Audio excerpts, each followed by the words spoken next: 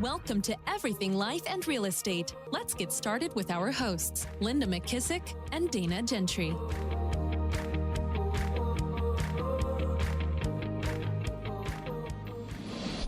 Hi, everyone. Welcome to Everything Life and Real Estate. I'm Linda McKissick. And I'm Dana Gentry. Good morning, Dana. How are you? Good morning. I am doing good. How about you? Good. Hey, what's new with you? What's it been, a week since we were at John Maxwell, or? Yep. And I know you came home and got sick, so you've been busy doing that. Yeah, I've been a tiny bit under the weather, but still Not COVID though. Not COVID. Not COVID that I know of. No. So yeah, not COVID, just a little under the weather. And then still been a productive though week. But then now I'm getting ready for family to come in town for Thanksgiving. Yes. I'll be getting everything situated for that. You know, Jeff Woods talks about time blocking. I'm like time blocking functions in my life right now. What's this 30-minute block going to be about? What I'm doing right now is, remember how the first of the year we went through and made a list of all the things we wanted to accomplish? Yes. By the way, has that been bugging you to want to go back to that list? Because we're going to have to do a revamp. Oh gosh, now I got to pull it out. Yes. I've done probably a lot though. Okay, at the first of the year, we're going to go through and say, what did we get accomplished? Well, one of the things that are on my list that kept falling apart and falling back together is my Mimi and Pop Pop camp. Right. So we have been cramming because we decided to do a limited version, because not all of our grandkids can come in, limited first time edition. And so it's Tuesday. So I'm like freaking out going, okay, we have a small amount of time. You don't want to spend the whole time cramming learning into them. So you want to do some play too. But anyway, so I'm kind of cramming for that, but I'm at the cabins closing on properties and, trying to get them refurnished. And so it's like every 30 minutes I might switch my mind and work on something different. And we got Thanksgiving coming up. Right. And you're doing Thanksgiving at your house, right? Yes, we were going to go to my sister-in-law's, and I was super pumped because Thanksgiving is, we can have anywhere from 40 to 60 people. I love it, but it's a lot of work. So yeah. I didn't want the pressure of Mimi and Pop Pop camp and that. So my sister-in-law said, oh, I'll do it. We alternate. So she said, I'll do it at my house this year. Well, then because of COVID, they decided, let's don't do that large of a group. Right. So let's each do our own family. So we're back to, okay, now we got to, but good news is, my sister, who makes the best dressing in the world, I think, I'm shooting a video of her doing the dressing, which I think everybody should do this. Is that stuffing? No, ours is cornbread dressing. Okay, I need to know all about that. It's so good. I'll share the video, but I think everyone listening should do this, because I have so many regrets from Jimmy's mother passing away and us not having videoed her, giggling and making her little recipes that we all loved. And so my sister-in-law reached out to me and said, hey, can I have y'all's cornbread dressing? Because I think y'all's is the best. Like four different people will bring their version of dressing. Does that happen at your Thanksgiving? Yeah, no, actually whoever hosts it usually does most of the cooking. And then some people will bring like a little couple of things. Okay. No, I think everybody's so afraid they won't get their dressing. And I think some people must have migrated from the North, because I don't even know what this is that they call dressing, but it is not dressing for the South, in my opinion. So we have our own pot, and you have to say, okay, now that one right there is ours. Don't get that one, to get this one, So that being said, we're back to that. But anyway, just a sidebar, think about that. You're at the holiday season, you got traditions and memories. If you've got an older aunt, sister, mother, think about maybe videoing them doing their recipes. I think that would be such a treasured gift for your kids later on. Oh yeah. I love that. So we did video my papa several times, because he would always say the blessing every year before we ate at Thanksgiving or Christmas or whatever. So I have probably the last 2 or 3 years before he passed, of him, I videoed him saying the blessing, and then now we'll play it at the holidays right before we eat or something. Oh, that's so cool. And I'm so glad that we have that, because you do miss their, like you said, their laugh or just the way they talk or anything like that. So that's cool to have the recipes. That was a great idea. Well, and I feel as the older generation passes on, we lose a little bit of our traditions. Everybody gets super busy in their own families and their own lives. Yep. We had to, for our McKissick side of the family, set a date that was away from all the other dates because everybody has an extended family that they got to be at their house for Christmas. So we picked Nanny's birthday, which is the 22nd, which is farther enough away from like Christmas Eve and Christmas Day for everybody that wants to be with their immediate family. And that's really worked really well. So now I've tied my office party into that one too, because it's the one day I know I got to be in town. So let's just do the office party in the morning. Let's do the McKissick party in the afternoon. So is it Betty that makes the great dressing? Yes, I've had to finish it. I mean, I've made it before, but she makes it the best, honestly. So I've had to finish it. So she starts it. So I have part one of the video where she's done the cornbread and puts the biscuits in there and what seasoning. And then now on Thanksgiving, I'm going to get Jimmy to film me doing the rest of it. Oh, good. And then we'll show a video of it at the very end. But anyway, so super excited but anyway, so my sister-in-law asking for that, I realized she has a few recipes that are pretty good. So we've decided we're going to video our recipes and then share them with our kids as a gift someday. That's a great idea. One thing we did this season, I don't even know who came up with this in one of our market centers, but because we can't all get together and have our big market center Christmas party like we normally do and we want to, everybody is sending in their favorite Christmas recipe and like a photo of it with them. And we're making a digital market center holiday recipe cookbook to share with all the eight. I thought that was such a good, it certainly wasn't me that came up with it. So I don't know who it was in the office, but I thought that was such a great idea. Cause you're always wanting other people's best recipes. Yeah, that's a great idea. That's a good idea. Okay. Well, let's dig in. We're going to try to get a few of John's lessons that we learned. You and I both just spent a week in West Palm with John Maxwell and his team for Exchange. And so why don't you kick us off? There were so many. I think we can possibly maybe to do a couple of these, but we'll see. Yep, I totally agree. There were so many. Okay, so the first one that I loved was probably the first thing John opened with, and it was the 4 questions on friendship. And I absolutely loved those. And I thought, man, that's such a great reminder to think about. I talked about that last week on a Zoom that I did. But the 4 questions on friendship, number 1 was, who do you have in your life that you can share your secrets with? Number 2 was, who do you have in your life that unconditionally loves you? Meaning he said that they love you without conditions and you love them without conditions. So not because they can do something for you.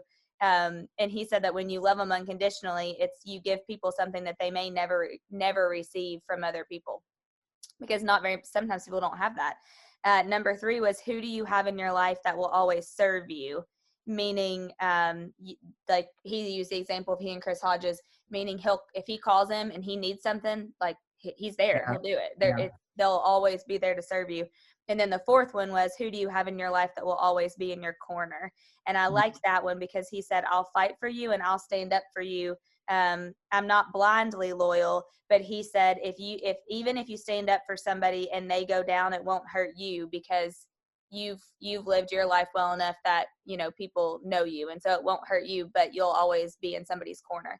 So I loved those. I thought those were 4 great questions on friendship. And, John said he had on one hand how many people he could answer all 4 of those questions to. And I felt like that's so true. Yeah, so true. Well, we've turned into such a me society. Yeah. It's what can you do for me, or what have you done for me lately? Yeah. That's good. Well, and that leads to my first one, which is, do you communicate what you believe or what you know? And I really reflected on that in our industry. And sometimes I think we judge other realtors by what we believe about them, not what we truly know about them. Totally. Because we do so many cross transactions that we don't bother to really get to know where someone's coming from. And I've just learned that so much of the time, what I think I know probably isn't even 100% accurate. Mm-hmm. And so just, what are you communicating? Are you communicating what you believe or what you know? Yep. Yeah, I love that. I wrote that one down too. I liked that he called this year 2020 the shock and numb year. Mm-hmm. And I thought, man, that's a great label for it. The shock and numb year. But one thing he said that really stood out to me around that was, he said, great leaders divide enemies and they unite friends. And right now it seems like in our world we're uniting enemies and dividing friends. And I think just with the election, and we've talked about that too, but I've heard stories of people who they can't even be in the same room with their family members because Oh, they disagree over politics, or they're some of their best friends because they have, they don't believe the same thing. And so we've let it divide our relationships to where we can't, you used to be able to be in the same room and, you just either you talk about it and one had one opinion and one had another. And now it seems like it's gotten so volatile that you can't even hardly do that. And so he just said, as leaders and as people, we just need to remember to divide our enemies, but unite our friends, even when you disagree. And I thought it was very interesting that he said during the election, 68% of people said they were stressed, 52% suffered mental health, 24% felt rage, and 11% went to therapy. good Lord. Isn't that nuts? That is nuts. And along with that one, he made the comment, if I defend who I am, then I can never understand who you are. And I think I love that's that. what's missing is we're defending what we believe so much. I've even paid attention to my own self, getting rattled or heated. And I'm thinking, Linda, this is in the scheme of life. It's going to be okay no matter what the heck happens, right? Yes, I have a preference or what I think I know would be the right way. But, then also people that I really know and respect and think they're smart, they have a complete different view. And I'm thinking, well, they're not stupid humans, right? So if they're pretty bright and I look to them as leaders for other things, why wouldn't I seek to kind of understand a little bit? Or maybe, I think instead what I do is let's just don't even talk about it. You know what I mean? I'm seeking to understand. I'm just like, I don't even want to talk about it. Let's just move on, do something else. Yep. So I love that. So as long as I defend who I am, I'm not going to bother to understand. And another point around this that was comforting to me, and I don't know why, but anytime when you think this is the only time, there's so much fear around it, like, oh my God, this has never happened. That can tend to make you hyperventilate and be a little nervous. But when he went back and pointed all the places in history where we've had something very similar to what we have going on. The convulsions, he called them he said every 60 years America goes into convulsions, and he went back and did it. I felt the same way. I mean, that gave me a little bit of comfort to know that, maybe this is the first time we've had COVID, but this isn't the first time we've been here in history, and we can learn from that history. Yeah. And we can get comfort in the fact that we made it through that, and look how great everything got afterwards. We'll make it through this too. Yeah. When he talked about that, he went in and talked about the difference between having an immaturity versus maturity, because he said immature minds, every time there's that big convulsion or something crazy happens, he said immature minds just go take their mind, he said in John's words, straight to hell, and they think it's the worst, that we've never been here before. Yeah. But he said immaturity is a perspective that is only their own. It's all about them. And maturity is a perspective from a collective viewpoint. And he said we've gotten to a place in society where we're so individualized and into individualism that we've let our minds get on the immature side, where we think it's our only perspective. It's not listening to everybody's perspective. Yeah, I loved it. Yeah, very good. And what's interesting is, I always say, once you know something, you can't pretend you don't. Now I've started to see that, like when I'm in a conversation with someone, the people that maybe are a little more immature on just every, life in general, they're just painting doom and gloom. Now that's going to happen, right? Oh, we're all going to get shut back down. Oh, we're all, and it's truly coming from that just immaturity of, because this is what I believe, and it didn't go my way, which by the way, it didn't go my way either, but you know what I mean? Yep.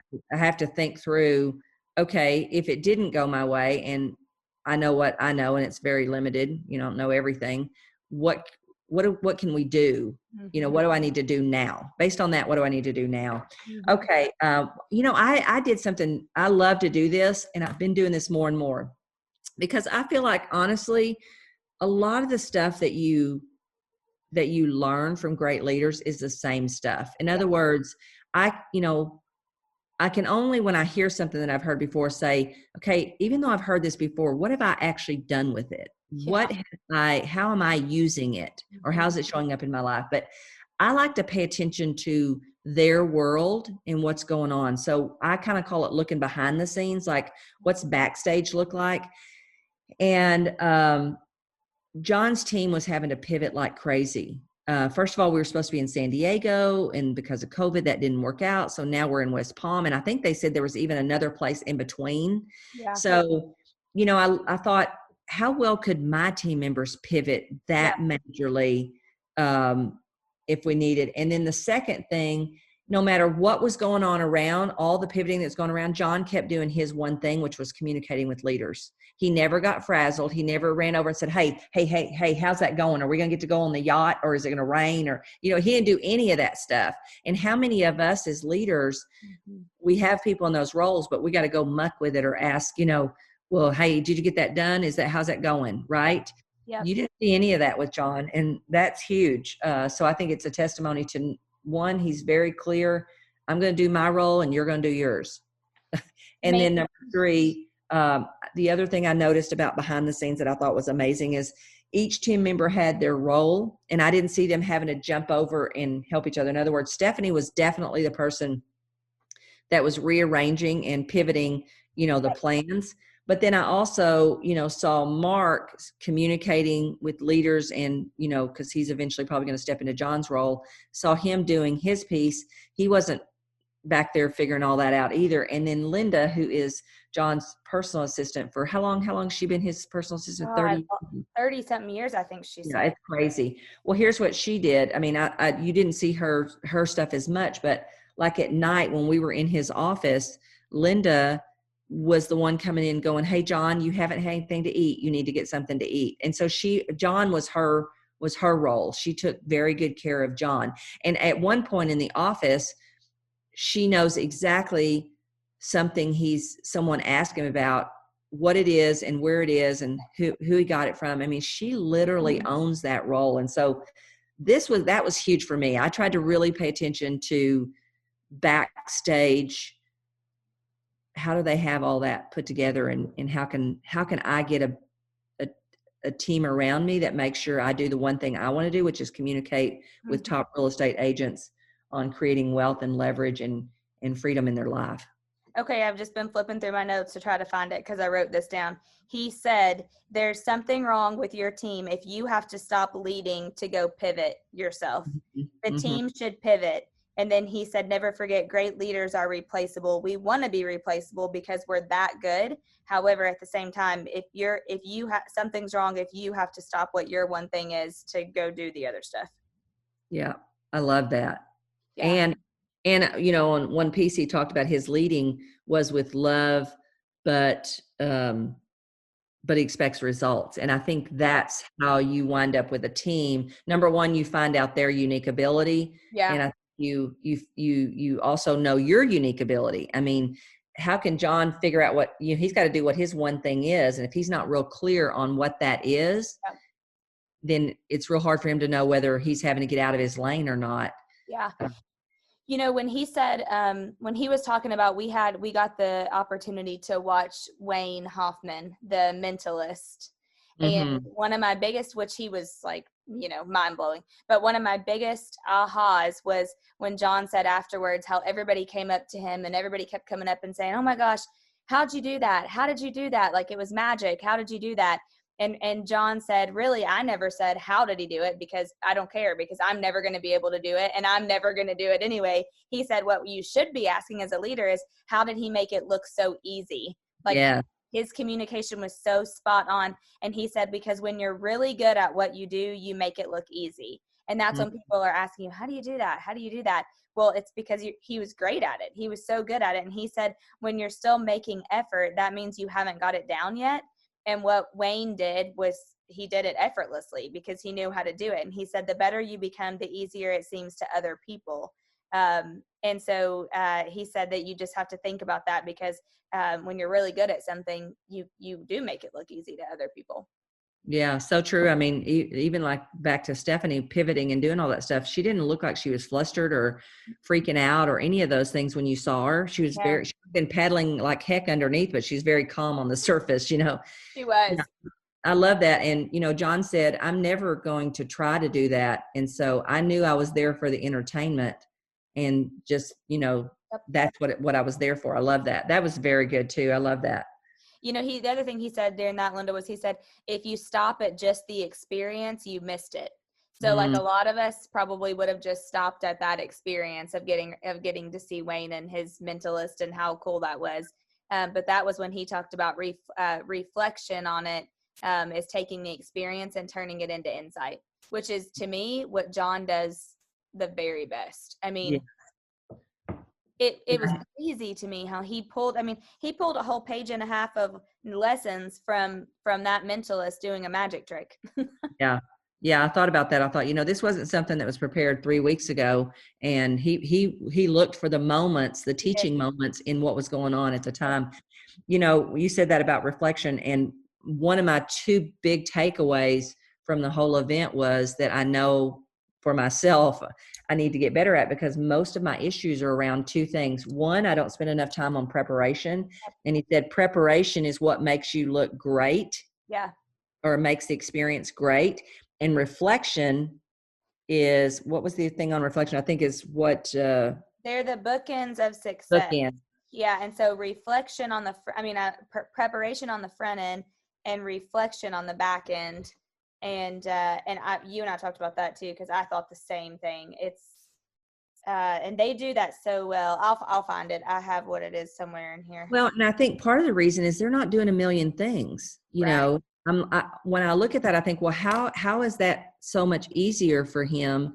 And sometimes we look at people and think, well, that's just natural for them. No, it could be a learned thing. It's something we could all learn.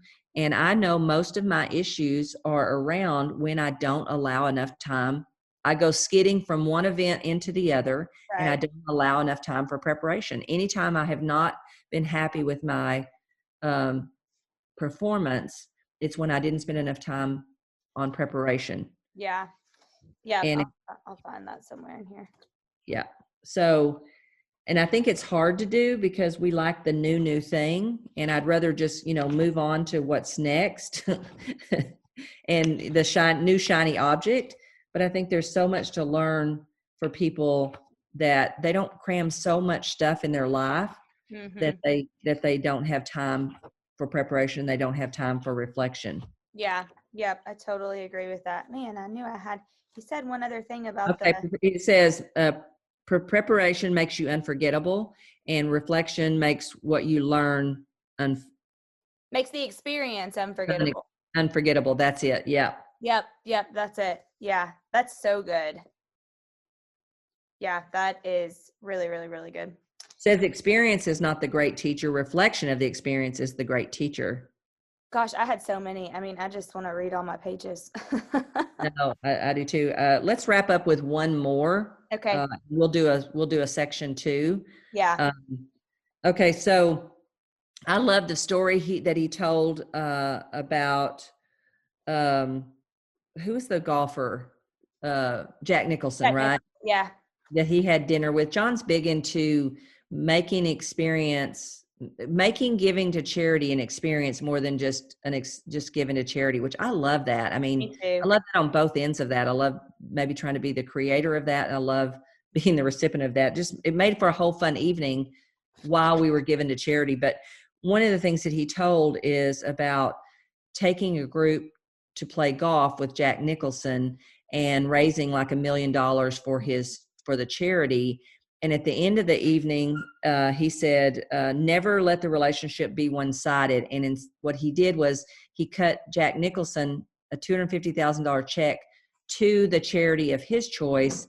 And he said Jack cried because he said no one had ever bothered to give to something that he cared about. They just were always asking him to be a part of their charity. So he said, never let a relationship be one-sided. So I'm going to end mine with that one because I loved it. I like that one too, Linda. And he said at the end of that his goal was to get Jack to do exactly what he did, which was to say, can we do this again? Yes. I love that. And he said actually that Jack Welch taught him to get out of the pile. And he said that's why John says, like, you'll never outgift me, you'll never outgive me, you'll never out-experience me, because I'm going to always be the one to get out of the pile of everybody else and make it so unforgettable. Wow. Yep. Isn't that so good? That is so good. I know. I loved that so much. Let's see. Okay. Last one I would end on. Oh, there's just so many. I really loved them talking about the difference between significance and success. And Press asked that great question about success versus significance, because when you're at a certain age or you're at a certain point in your career, in your life, everybody's in like a different spot. But then he took it a step further and he talked about significance versus stewardship.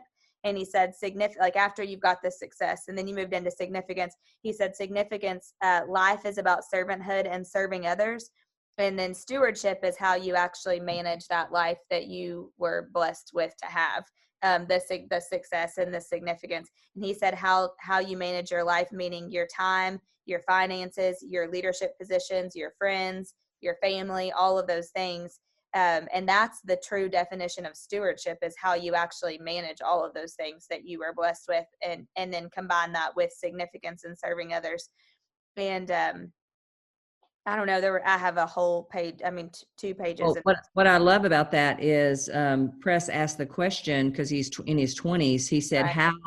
how do you know when to work on, working after trying to make a living and make money, and then significance? And then that's when John explained to him that, well, first of all, I think what John said about success and significance is about serving others. I think number one, whatever you're doing in life, your whatever occupation you are, whatever you do for a living, needs to be serving other people, and that's the focus of it. And because of that, you won't be able to keep the money away. That's the right. money will come in, and then being a good steward of the money, and always giving back. So I love that. That was a great question and a great answer. Yep. John. And I remember, it is hard to, it's hard to know in your life, do I just work really hard on this part? But I loved how John tied it together, and you're always doing a little bit of all of it. I asked him something privately at the end. I said, what if you feel like sometimes have you ever felt like there's a difference between your career and your calling? And you know what he told me? He gave me the best advice. He said, you can't separate the two. He said, whatever career you're in, bring a part of your calling into it. So he said, Dana, and everybody that you're leading, go figure out a way to just add value to them all the time, no matter what it is, whether they like you, whether they don't like you, whether they look up to you, or whether they don't even know you. Just figure out a way to bring, if your calling is to add value to other people, then bring it inside your career and do it even on the hard days and even on the great days. And I thought that's such great advice. Yes, that is great advice. Because I think a lot of people get confused and worry that they're not on their calling. Right. And they keep trying to find something else instead of seeing it. I love that. That's phenomenal. Yeah, because you have a great career. Like I have a great career, and I love my career, and I want to make sure that I'm fulfilling my calling too. And so I legitimately had that question. I wanted his advice on, and he gave great advice. So, well, and I remember years ago worrying about, I don't feel like my calling is, I'm not called to the mission field. And so you can tend to feel bad when you see people who like give their whole life, and they're, they go to other countries and they're in mission fields. But our pastor said one time, your gifts are your gifts. And so it has to be your ministry wherever you are. And not all of us can be called to preach or called to the mission field. And that made me feel a lot better, because you always feel like, remember, what do you say about comparison? Yeah, it's the quickest thing to take your joy. Yeah. So I think we get to stop doing it. But I love that. Whatever you're, and he says the same thing about your neighbors, wherever you're planted, your neighbors, those are the people that you need to pour into, which that's my neighbors. I don't even know their names. That's terrible. They're so far away. The house is so far away. So, okay, well, awesome. I think we could do this forever. So maybe we'll try to do a section 2 of what we learned from John. You can always learn so much from John. And so remember, if you have a question or a topic or someone that you would like to be a guest on our podcast, be sure and reach out to us at info@everything life and real estate. And one of the greatest compliments you can give Dana or I is to, number one, subscribe if you haven't done that already, and think of someone else, a fellow realtor or friend or business partner, or maybe one of your clients or family members that you feel would benefit from our conversations, and pass our podcast along. So Dana, I want to say thank you, and I will talk to you next week. Sounds good. Thank you. See you then. Be sure to subscribe for more business strategies and tactics to inspire you to live an abundant real estate life. Don't forget to rate and review so we can bring you the best content. Find this and other valuable information at everythinglifeandrealestate.com.